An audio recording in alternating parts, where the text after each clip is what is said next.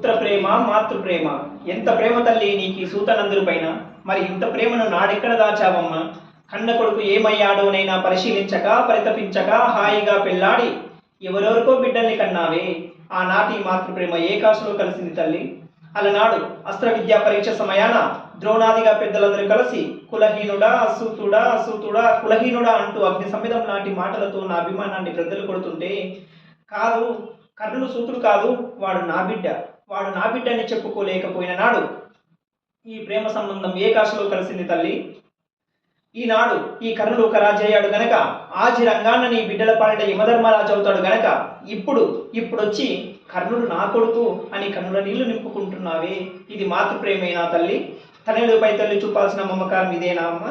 ఏమమ్మా, ధర్మునికి దిష్టిని కన్నావు, పౌనునికి భీముని పొందావు, ఇంద్రుడికి అర్జున్ని మోశావు, ఇవన్నీ ఇష్టమయ్యాయే కానీ లోక సాక్షి కర్మసాక్షి నా భాస్కరుల అబ్దుల్ కర్ణుడు నా కొడుకని చెప్పుకునేందుకు నీకు మనసు రాలేకపోయిందా తల్లి. అమ్మ, ఎవడో దిక్కులేని బిడ్డ నాకు దొరకాడని మీ పెద్దలకు చెప్పి సన్యమించి లాలించి ఉంటే నా బ్రతుకు ఇలా నక్కులు పీకిన కళేబరం అయి ఉండేదా అమ్మా. అమ్మ, దుర్యోధనుడే లేకపోతే ఈనాడు ఈ కర్ణుడిని ముందు నిలిచేవాడమ్మా. ఏనాడో ఆత్మహత్య చేసుకుండేవాడు.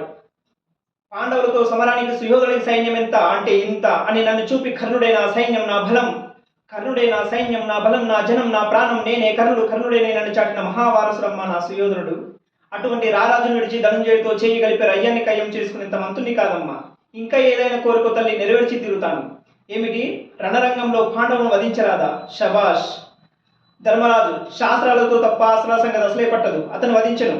భీముడు అడ్డుపడి ఆహం చేస్తాడే తప్ప అస్త్రాల సంగతి అసలే పట్టదు, అతనికి వచ్చిన ప్రమాదం ఏమీ లేదు.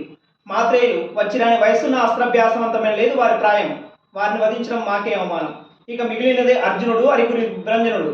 అమ్మ, అర్జునుడే ఎదురైతే నేను మర్చిపోతాను, నన్ను రారాజు ఆవహిస్తాడు. ఇక మిగిలేది కర్ణుడా లేక కౌంటేయుడా అన్నది దైవ నిర్ణయం.